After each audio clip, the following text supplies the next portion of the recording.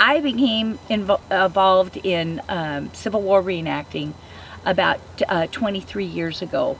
My oldest son was in the 8th grade at our local middle school, and he had an assignment. He could either write a 5-page report with all the footnotes and bells and whistles with a good report, or he could go to a Civil War reenactment and write a half a page. Well, it was, any parent will know that's a no-brainer, and we're going to go to a reenactment. And we went, and he and I were in love as we walked in the gate. It was exactly something a couple of history lovers would just fall in love with, and we did. The rest of the family we brought out the next day, and my youngest was about 3.5, and then my son that was 14. And then we had a couple in between there too.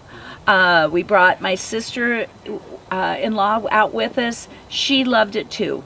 My son, being the boy that he was, wanted to be a rebel. He wanted to be a Confederate. My husband said no. He said, we're going to be a Union family. But the Union didn't quite want all the family in camp. So the Confederacy really was the best place for us. And we had family history on both sides of the war.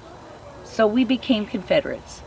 The big thing with Civil War reenacting, which side you're on, that doesn't matter. It matters what the people that you do this with.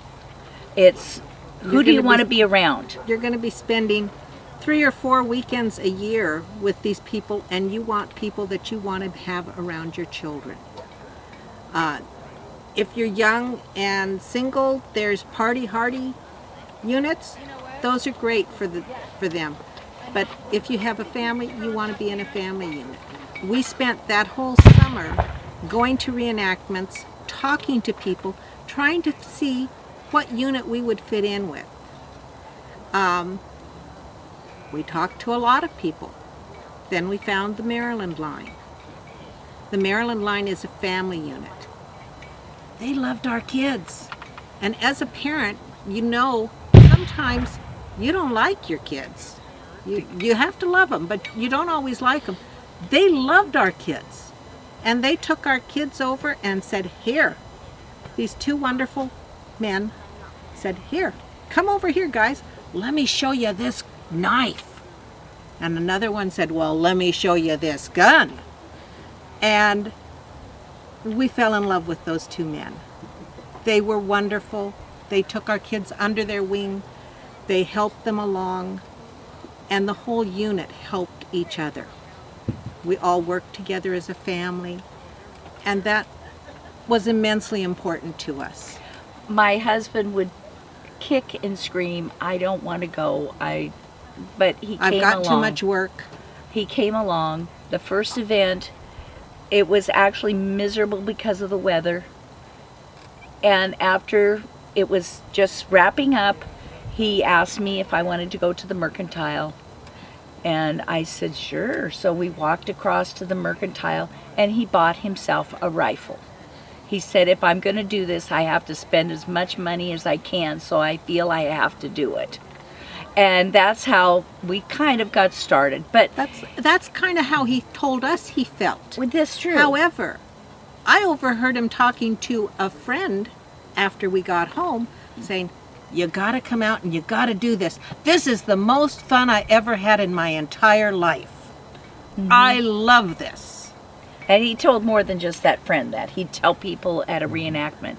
But we did this all through our children growing up.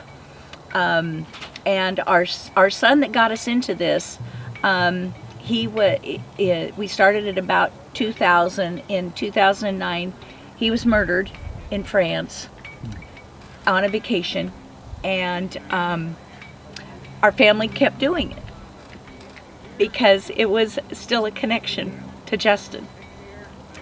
And I still feel him with me doing this. He's still out there, and every time the drums start, I think of Justin, because he always started on the wrong foot.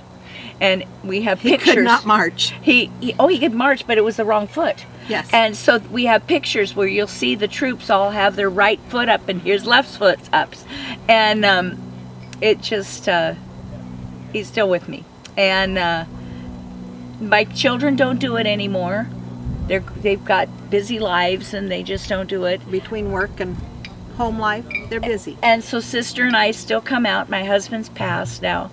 And we come out because we want to, for the education purposes. We love history, and we know it's so important. We have to teach our children what history is really about. And it's not the public schools. We had public schools that one year we did 25 school programs between February and May. This year we did none. The schools are not teaching history, and so we need to be still teaching history. As people say, if we don't learn from history, we tend to repeat it. And we see that. And it's very sad. And our history is important. So it's a very worthwhile hobby. Thank you.